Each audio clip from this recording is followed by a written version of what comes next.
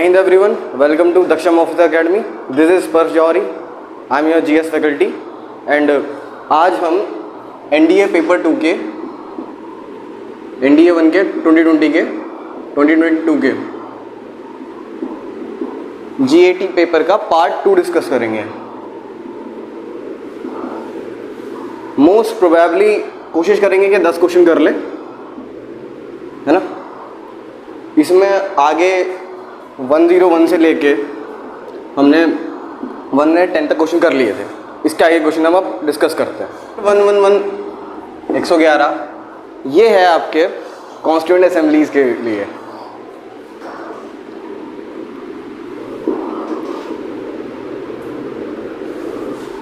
Constitutional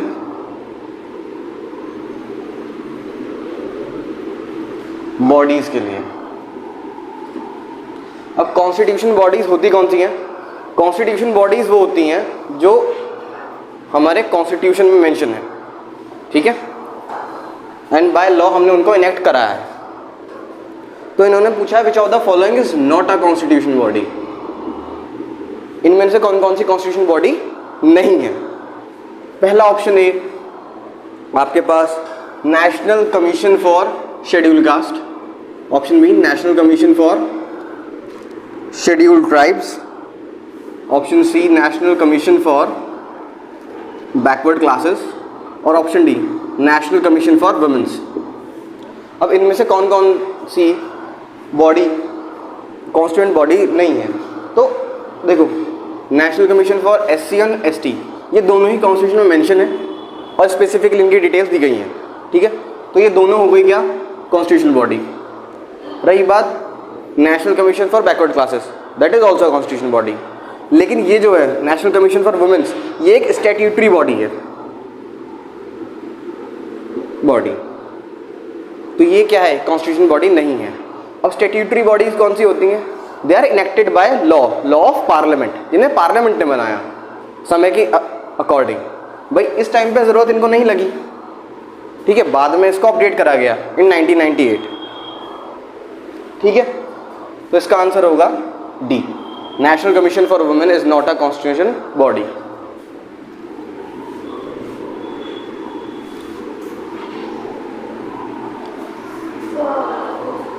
बात करते हैं नेक्स्ट क्वेश्चन की। 112 question number 112। Chinese traveller market में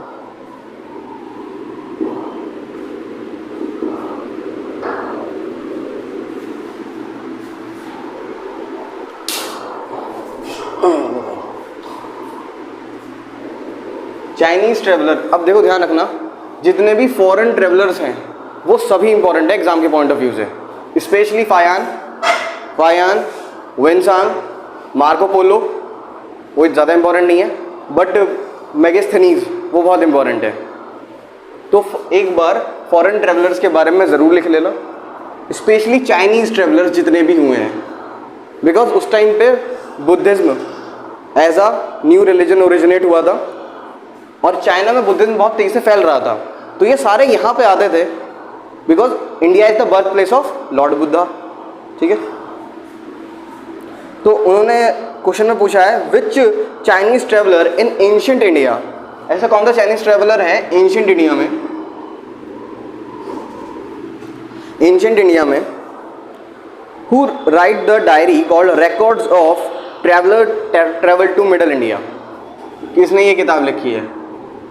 records of travel to middle India, ठीक। अब इसमें बहुत सारे ऑप्शन है अजीब से, उसमें से जो ऑप्शन नंबर बी है ना, यही एक जाना पहचाना सा ऑप्शन है। बाकी सारे ऑप्शन अजीब से हैं बहुत ज़्यादा। कौन सा? विनजांग या फिर विनसैंग। ये एक ट्रैवलर था, चाइनीज़ ट्रैवलर, जो यहाँ पे आया था बुद्धिस्ट टेक्स्ट के लिए, ठीक है। एट द एज ऑफ अपनी काफ़ी ओल्ड एज में आए थे और यहाँ से ये बहुत सारे चाइनीज़ बुक्स इकट्ठे करके ले गए थे, ठीक है। ऑल्दो ये चंद्रगुप्त विक्रमादित्य इनके गुप्ता एम्पायर के टाइम पे आए थे, बट इन्होंने कभी गुप्ता कोर्ट को विजिट नहीं करा, गुप्ता कोर्ट में नहीं गए। उसका कारण ये था क्योंकि उस टाइम पे जो गुप्ता रूलर्स हैं वो सारे के सारे भगवतिज्म को सपोर्ट करते हैं, यानी कि लॉर्ड विष्णु और उनके इनकारनेशन भगवान कृष्ण, वो उनके फॉलोवर हैं। और ये क्या है, ये बुद्धिस्ट फॉलोवर हैं, इसलिए ये कभी भी किसके, विक्रमादित्य कोर्ट में नहीं गए थे। ठीक है, ये ऑलरेडी ट्रबल थी। बात करते हैं नेक्स्ट क्वेश्चन की।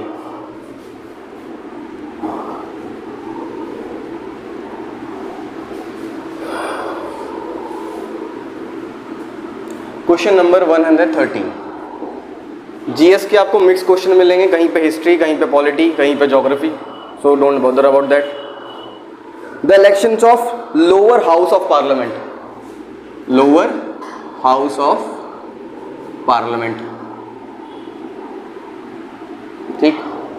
अब लोअर हाउस ऑफ पार्लियामेंट क्या है, उसके बाद उन्होंने कहा वॉज हेल्ड इन 2019, 2019 में इलेक्शन हुए। तो ये कौन सा टर्म था, किस टर्म के लिए इलेक्शंस हुए थे? तो सबसे पहले लोअर हाउस देख लेते हैं। लोअर हाउस क्या होता है?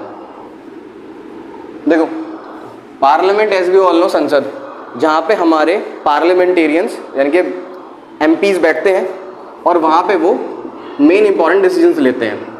हर 5 साल में हमारे इलेक्शन होते हैं और लोअर हाउस के लिए इलेक्टेड लीडर चुने जाते हैं। लोअर हाउस मतलब क्या, हमारी जो पार्लियामेंट है वो 2 पार्ट में डिवाइडेड है। One is Lok Sabha, other one is Rajya Sabha. That is lower house, lower house, और दैट इज अपर हाउस। ये सेम वही पैटर्न है जो पैटर्न ब्रिटिशर्स फॉलो करते हैं। तो हमारी पार्लियामेंट ब्रिटिश पार्लियामेंट से इंस्पायर्ड है, ठीक। लोअर हाउस में डायरेक्ट इलेक्शन से लोग चुन के आते हैं, डायरेक्ट इलेक्शन से लीडर्स आते हैं, ठीक है जी, एमपीज बनते हैं। और यहाँ पे एमएलए, जो अलग अलग स्टेट के एमएलए होते हैं, वो वोट करते हैं और वो चुनते हैं एमपीज, ठीक। तो यहाँ पे क्या है, इनडायरेक्ट इलेक्शन, इनडायरेक्ट इलेक्शन, ठीक। ये स्ट्रक्चर है पार्लियामेंट का।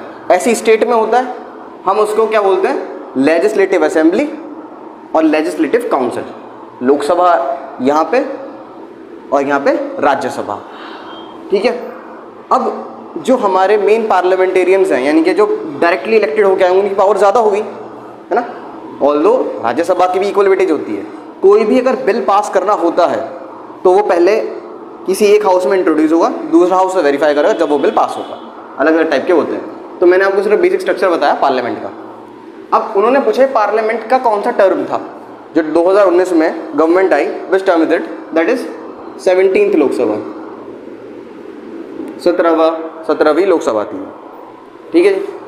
मोर कॉमनली ये सारी लोकसभा 5 ईयर टेन्योर होता है इनका, 5 साल में इलेक्शंस होते हैं, फिर एक नई गवर्नमेंट बनती है, ठीक।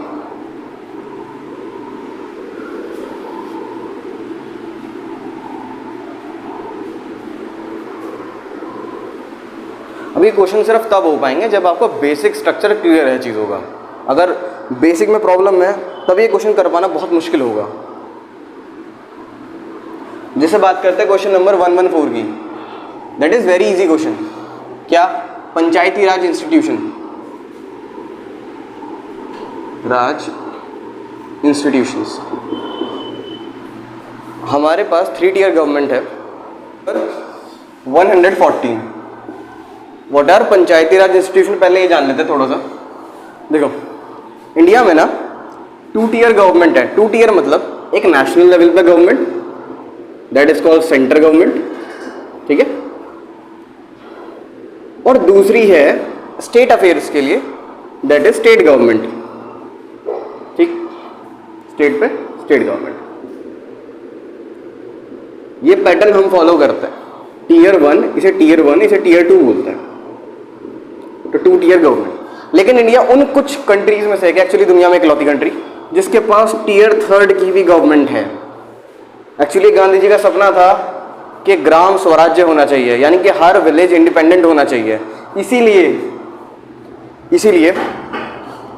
1973 में वी हैव इनेक्टेड 73rd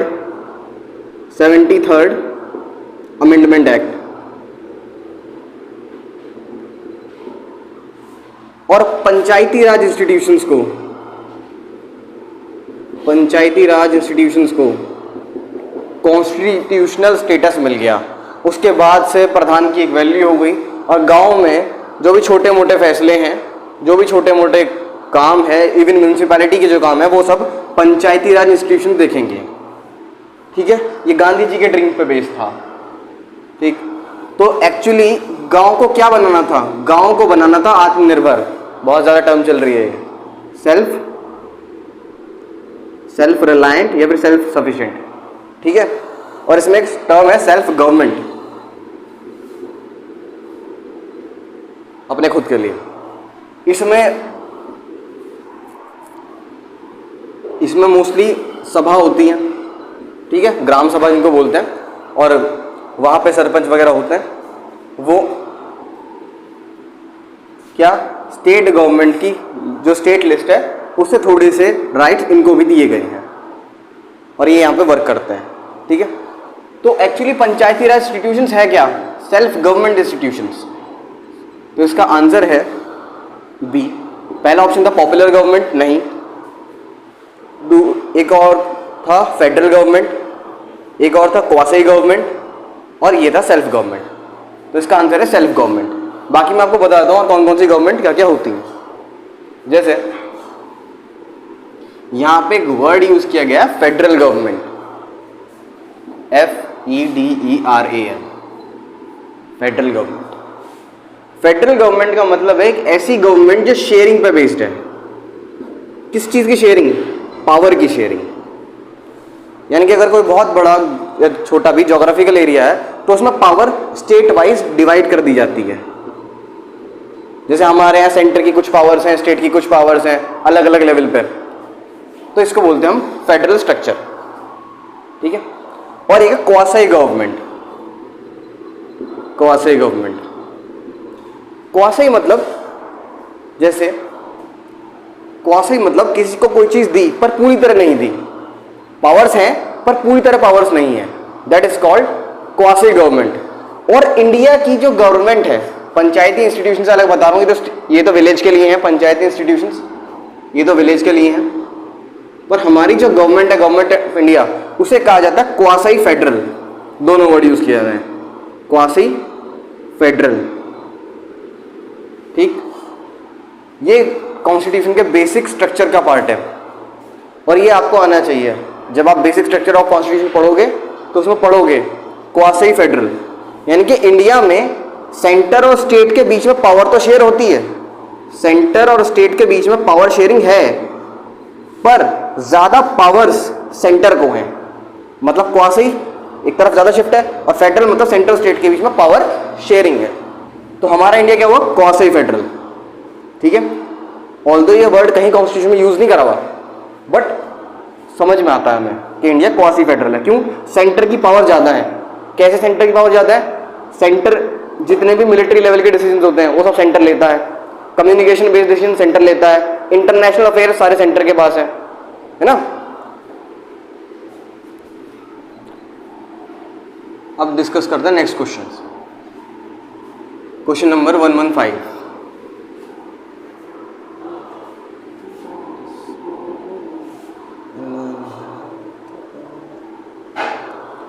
अगला क्वेश्चन है अमेरिकन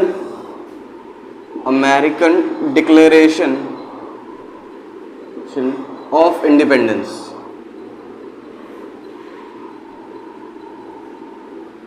ठीक, अमेरिका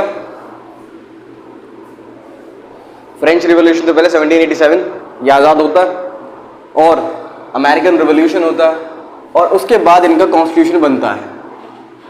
ठीक है, इन्होंने अमेरिकन डिक्लेरेशन ऑफ इंडिपेंडेंस में कुछ राइट्स दिए थे लोगों को। ठीक है, उन्हीं राइट्स की इस क्वेश्चन में बात की गई है। ठीक, इन्होंने पूछा है कौन कौन से राइट मेंशन थे इसके अंदर। तो ये ऑल्दो एक बहुत ही ज़्यादा अलग क्वेश्चन है, थोड़ा हटके क्वेश्चन है, लेकिन ये आपको पॉलिटी में मिल जाएगा। जब आप पॉलिटी पढ़ोगे तो उसके अंदर आपको मिलेगा। पहला जो सबसे बेसिक राइट इन्होंने दिया था, that is right to life, जीवन जीने का अधिकार, है ना। उसके बाद दूसरी, क्योंकि अगर आप अमेरिकन हिस्ट्री देखो तो 13 कॉलोनी थी और वो सारी की सारी कौन थे? स्लेव।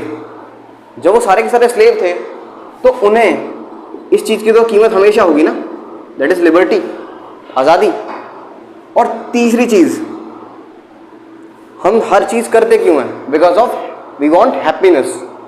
तो तीसरी चीज़ जो दी उनके राइट्स में 3 चीज़ें मेनली मेंशन थी, लाइफ, लिबर्टी और हैप्पीनेस। ठीक है। रही बात चौथे ऑप्शन की, 4 ऑप्शन है इसमें, ये तीनों तो करेक्ट ही है ही। चौथा ऑप्शन है फ्रेटर्निटी। फ्रेटर्निटी डायरेक्टली मेंशन नहीं था, फ्रेटर्निटी के बारे में कुछ भी इन्होंने नहीं कहा था, फ्रेटर्निटी के बारे में जिक्र नहीं हुआ था। अमेरिकन डिक्लेरेशन ऑफ इंडिपेंडेंस, इसके बारे में बहुत ज़्यादा मत पढ़ना, बस एक बार देख लेना क्या है American revolution, American independence.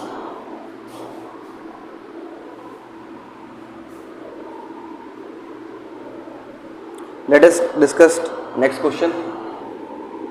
Question number 116, a very famous quote, वो सबको पता होगा। इन्होंने पूछा है which of the following American president describe democracy as government of the people, for the people, by the people. We all know it, there's only one person, Abraham Lincoln.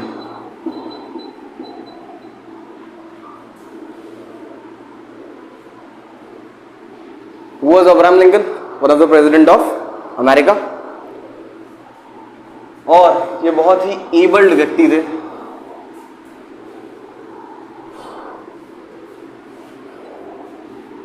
बात करते हैं 117। यहां पे एक वर्ड यूज किया है inhabitants. Inhabitants question number 117 में बोला है inhabitants are unaware of the speed of rotation of the planet. यानी कि हम जो धरती पे रहते हैं, हम धरती की रोटेशन से अनभिज्ञ रहते हैं। ये बात सच है। We are unaware of what? Rotation of earth, rotation of earth. उसका रीजन है, जैसे हम सब धरती पे हैं और धरती घूम रही है, हमें पता है इस बात का कि धरती लगातार घूम रही है, पर हमें महसूस नहीं हो रही है ना।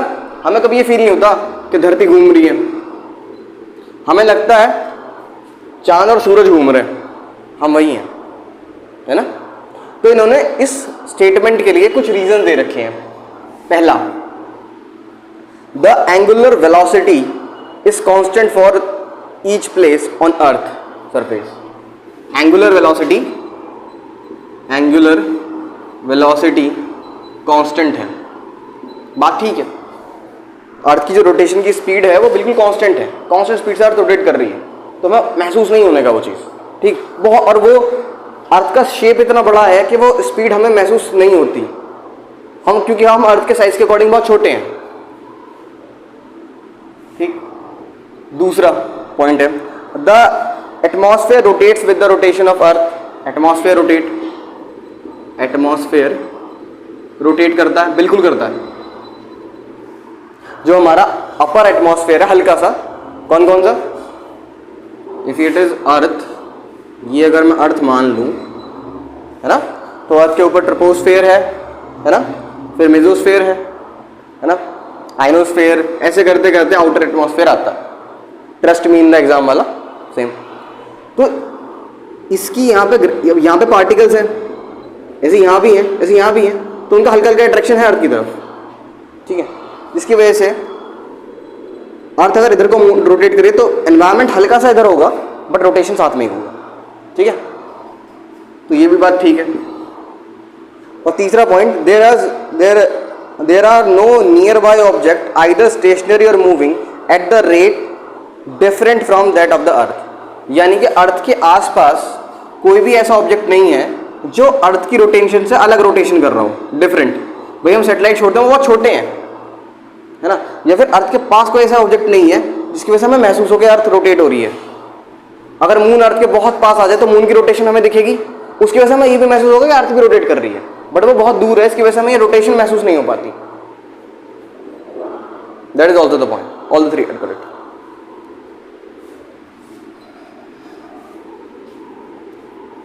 कोई नहीं, बस 3 क्वेश्चन और, उसके बाद आप लोग भी फ्री, मैं भी।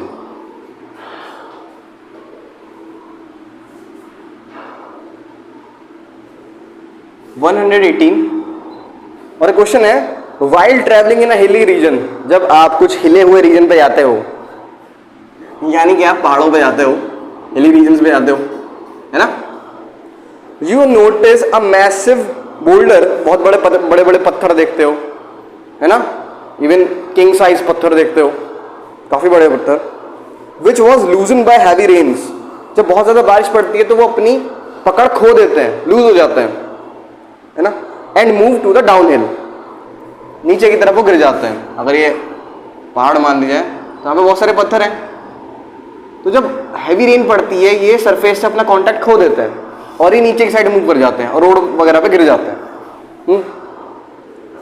This has resulted to which of the following phenomena, इनसे कौन कौन सी चीजें होती है। क्वेश्चन ये है, पहला मास वेस्टिंग, दूसरा, 2 ऑप्शन है, इरोजन, तीसरा वेदरिंग। ठीक, 3 ऑप्शन आपके पास है। 1 मिनट, बेहतर शरण।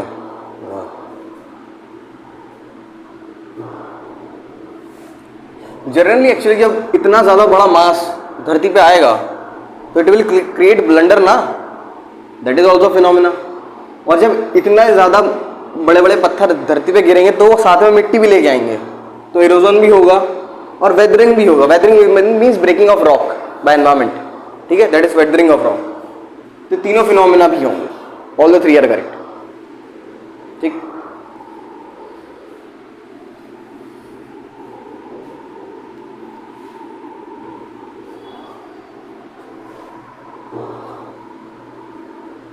बात करते हैं नेक्स्ट क्वेश्चन की, 190। आप जब पहाड़ों पर जाते हो तो पहाड़ों पे कुछ कॉमन फिनोमिना होते हैं जो हमें स्टडी करने हैं ज्योग्राफी में, जैसे avalanche, landslides, flood, these all happen, ठीक है। और ये मॉनसून सीजन है इस टाइम पे, तो ऐसा होगा कई बार। इन्होंने बोला है, कुछ स्टेटमेंट दे रखे विद रिस्पेक्ट टू लैंडस्लाइड्स।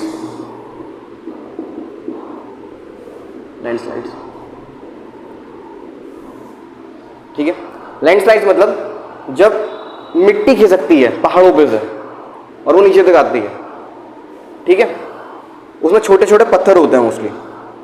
तो इन्होंने 3 स्टेटमेंट दी इसके लिए। पहली स्टेटमेंट ये है, these occur only on gentle slope during rain. ये सिर्फ जेंटल स्लोप्स पे होता है ड्यूरिंग रेन। कैसा पॉसिबल है कि बारिश हो और जो सिर्फ ऐसे हल्के वाले स्लोप है ना उन्हीं पे लैंडस्लाइड्स हो? नहीं, ये तो सब पे होगा। इवन जो पहाड़ स्टीप है, बिल्कुल इनका स्लोप बहुत ज्यादा स्टीप है, उन पे तो ज्यादा होगा। ठीक, तो डायरेक्टली ये स्टेटमेंट समझ में आ रही है कि ये स्टेटमेंट नहीं है। तो अगर 1 नहीं है तो एक ही ऑप्शन है ऐसा, इसमें 2 और 3 दे रखा है, option number 2, option number C, तो डायरेक्ट वही आंसर है ना। Elimination method work here. आपको अगर कोई एक स्टेटमेंट पता चल जाए कि वो गलत है या फिर कोई एक स्टेटमेंट पता लगे कि वो एग्जैक्टली सही है, फिर आप ऑप्शन देखो, चेक करो कि कहाँ ये चीज लग सकती है। अब मुझे पता है कि पहली स्टेटमेंट रॉन्ग है, मैं सेकंड और थर्ड स्टेटमेंट पढ़ूंगा भी नहीं, पहले एक बार ऑप्शन चेक करूंगा, ए बी सी डी। पहले में लिखा 1 और 2, दूसरे में लिखा 1 और 3, तीसरे में लिखा 2 और 3 और चौथे में लिखा 1, 2 और 3। अब मुझे पता फर्स्ट स्टेटमेंट गलत है, तो यहाँ भी गलत हो गई, ये दोनों स्टेटमेंट में गलत हो गई, ये भी गलत और ये तीनों सही, तो ओनली स्टेटमेंट 2 और 3 is correct. That is called elimination. ठीक, ये मेथड आपको जब आप क्वेश्चन करोगे और आपकी इंटेलिजेंट गैस है अच्छी खासी, तब आप डायरेक्टली कर लोगे। और ये कॉमन सेंस बेस्ड क्वेश्चन था कि सीधे सीधे स्लोप पर नहीं होगी। अच्छा, इसकी दूसरी और तीसरी स्टेटमेंट है क्या? They generally occur in a clay rich soil. जिस सॉइल में क्ले ज्यादा होगी उसमें ज्यादा लैंडस्लाइड के चांसेस हैं, बिल्कुल, क्योंकि वो बहुत ज्यादा चिकनी मिट्टी होगी। अर्थक्वेक ट्रिगर लैंडस्लाइड्स, इन्होंने कहा अर्थक्वेक की वजह से लैंडस्लाइड्स होते हैं, बिल्कुल ठीक है। Main reason, one of the reason is earthquake, है ना। जब अर्थक्वेक होता है तभी लैंडस्लाइड्स की संभावना बहुत ज्यादा बढ़ जाती है। इसलिए हमारा जो हिमालयन रीजन है वो अर्थक्वेक जोन में ही आता है ना, फ्रॉम हिमाचल प्रदेश टू असम, अरुणाचल प्रदेश वाला एरिया सारा का सारा अर्थक्वेक जोन है।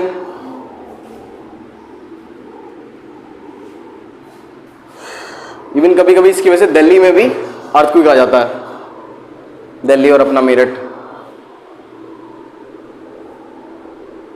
खैर, क्वेश्चन नंबर 120, उन्होंने कहा कुछ ज्योग्राफिकल फिनोमिना दे रखे हैं, कंसिडर द फॉलोइंग फीचर। एक ज्योग्राफिकल फिनोमिना, मान लो लैंडस्लाइड है या अर्थक्वेक है या कुछ है, उसके फीचर्स दे रखे हैं और ये बताना है किस चीज के फीचर है। तो पहला option A, torrent of snow and ice roaring down steep mountains, यानी कि माउंटेन्स पे से बर्फ बहुत तेजी से गिरती है, बहुत तेजी से नीचे आती है, पहला ऑप्शन, ठीक। जैसे बाहुबली मूवी में हुआ था, it happened with Tamannaah, example दे रहा हूं। It is hazardous for skis, it is hazardous, बिल्कुल। जो भी इसके नीचे जो स्कीइंग करते हैं उनके लिए बहुत खतरनाक होता है, क्योंकि उसके नीचे दब सकते हैं। एक फिनोमेना है, इसकी वजह से बर्फ गिरती है, बर्फ अपनी जगह से खिसक जाती है, ठीक, और ये बहुत हैजार्डियस है, बिल्कुल ठीक। और तीसरी बात है, it involve mixing, it involve mix of falling, rolling, sliding, आप समझ गए होंगे शायद, एंड फ्लोइंग ऑफ मटीरियल। जैसे बाहुबली पिक्चर में हुआ था सेम, जब उसने, क्या नाम है, बाहुबली ने वो पत्थर की चट्टान खिसका दी थी, तो उसकी वजह से सारा का सारा बर्फ का जो टीला था वो हिल गया था और उसकी वजह से बर्फ बहुत तेजी से नीचे आई थी। तो ये हुआ, और ये बहुत खतरनाक भी था क्योंकि सारे सैनिक मर गए थे। ऐसी जो स्की करते हैं वो मर जाता है।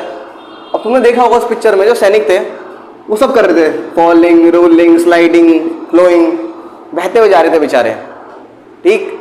तो ये कौन सा फिनोमेना है? इट इज एवलांच, ये एवलांच है, ठीक। और एवलांच जब भी होता है तबाही पूरी मचाता है।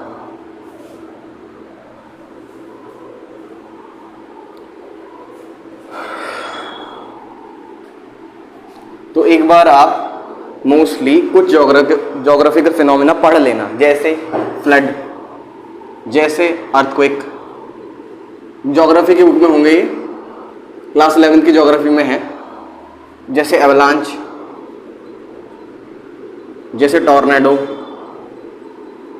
और साइक्लोन। इंडिया में काफ़ी आते हैं साइक्लोन, अलग अलग साइक्लोन्स, और flood, earthquake, avalanche, tornado, cyclone, landslides,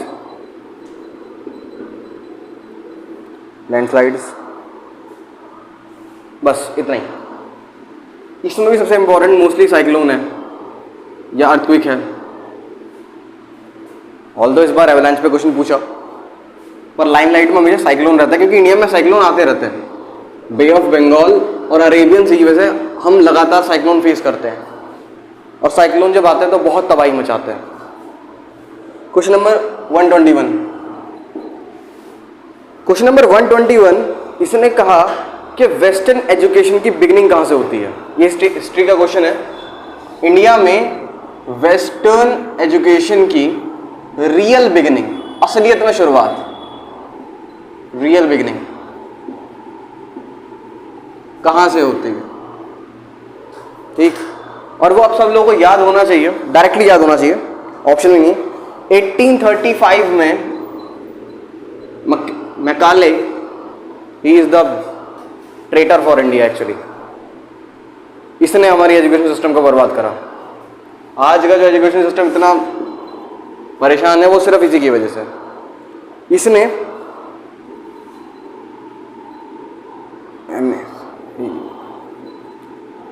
इसने एक Macaulay minute, he was a member. इसने क्या काम करा, इसने Macaulay minute for Indian education एक एक्ट बनाया और उसे यहाँ पे लाया। और इसमें क्या था, इंडियंस को इंग्लिश लैंग्वेज में सिर्फ और सिर्फ एजुकेशन देनी थी। वो भी कैसी एजुकेशन, जो सिर्फ और सिर्फ रूट लर्निंग हो या फिर मगिंग अप वाली बात हो, मगअप वाली, समझाना नहीं यहाँ से, क्योंकि इन्हें सिर्फ बाबू और चपरासी बनवाने थे, ऑफिसर्स नहीं चाहिए थे। सिंपल सी बात है, ये हम पे राज कर रहे थे, ये कभी चाहेंगे हमारे पास दिमाग आ जाए? बिल्कुल नहीं। That is why, and that is why still our education system is suffering. 1835 Macaulay minutes. जब हम मॉडर्न इंडिया डिस्कस करेंगे तब इसके बारे में पढ़ेंगे।